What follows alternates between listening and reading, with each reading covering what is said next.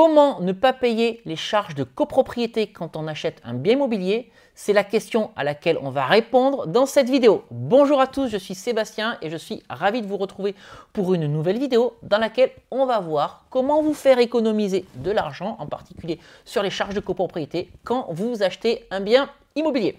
Avant qu'on voit ça dans le détail, si ce n'est pas encore fait, je vous invite tout simplement à vous abonner à cette chaîne YouTube si vous souhaitez avoir des astuces sur l'immobilier et les moyens que vous avez à votre disposition pour vous constituer des compléments de revenus grâce à l'immobilier. Abonnez-vous, c'est gratuit et n'oubliez pas d'activer la petite cloche. Venons-en au sujet du jour. Vous achetez un bien immobilier. On va voir comment ne pas payer le prorata des charges de copropriété lors de cet achat, parce que ce prorata des charges, il y est systématiquement demandé.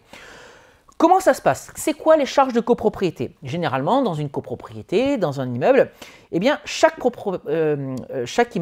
copropriété dispose d'un syndic. Et il y a 4 appels de fonds qui permettent d'assurer le fonctionnement de la copropriété. L'entretien des parties communes, l'entretien des espaces verts, l'électricité des communs, éventuellement l'eau utilisée par le prestataire de ménage pour les communs, les honoraires du syndic, bien entendu, les fonds de roulement à l'UR, c'est-à-dire les provisions pour travaux, etc., etc. Il y a un appel de fonds chaque trimestre, le 1er janvier, le 1er avril, le 1er juillet et le 1er octobre.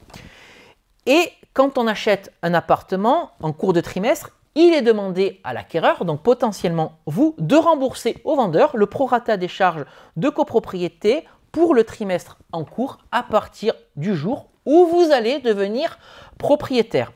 Attention, ce qu'il faut savoir, c'est que c'est un usage et que ce n'est pas du tout une obligation.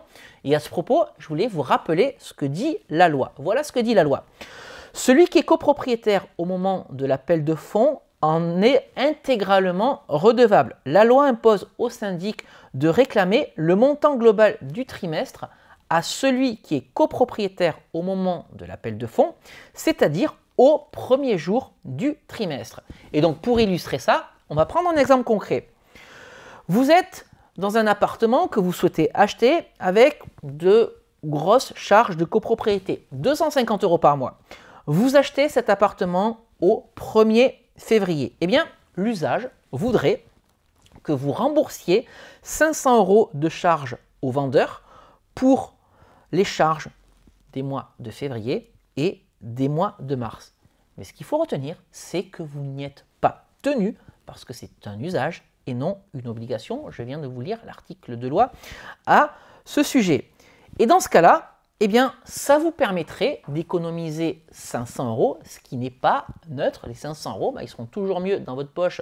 Vous avez peut-être quelques travaux ou quelques ameublements à effectuer dans votre appartement, donc ils seront toujours mieux dans votre poche que dans celle du propriétaire vendeur. Alors attention toutefois, je vais modérer mes propos, je vais mettre de l'eau dans mon vin. Si c'est pour gagner 20, 30 ou 50 €, c'est peut-être pas la peine de batailler, mais ça peut avoir du sens sur des copropriétés où les charges de copropriété vont être élevées. Donc à vous de voir si vous souhaitez faire valoir vos droits. L'objectif, c'est pas non plus de froisser le vendeur, de peut-être casser la transaction ou de rendre la transaction difficile, mais sachez que vous avez cette possibilité-là, et encore une fois, j'insiste, ça peut avoir du sens si jamais vous êtes dans une copropriété où les charges sont très très élevées. Donc on trouve ça surtout dans des copropriétés des années 60 ou des années 70 avec du chauffage collectif. On va trouver ça également dans des copropriétés où il va y avoir un concierge. Voilà le type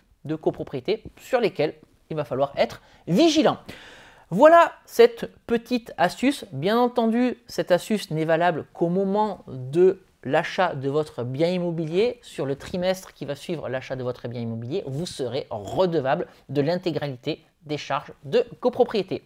Dites-moi dans les commentaires ce que vous avez pensé de cette astuce. Si vous pensez que cette astuce, vous allez l'utiliser sur votre prochain achat immobilier, n'hésitez pas à mettre un like à cette vidéo. N'hésitez pas encore à vous abonner si ce n'est pas déjà fait. Et puis, je vous invite à me suivre sur les réseaux sociaux, Facebook, Instagram. Je partage avec vous les coulisses de ma vie d'entrepreneur et d'investisseur. Je vous amène avec moi dans la préparation des vidéos. Je vous amène également avec moi sur des chantiers, des visites de biens immobiliers que j'ai envie d'acheter. Bref, suivez-moi, vous êtes les bienvenus.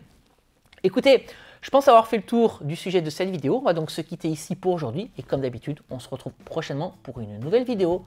Je vous dis à très bientôt. Ciao!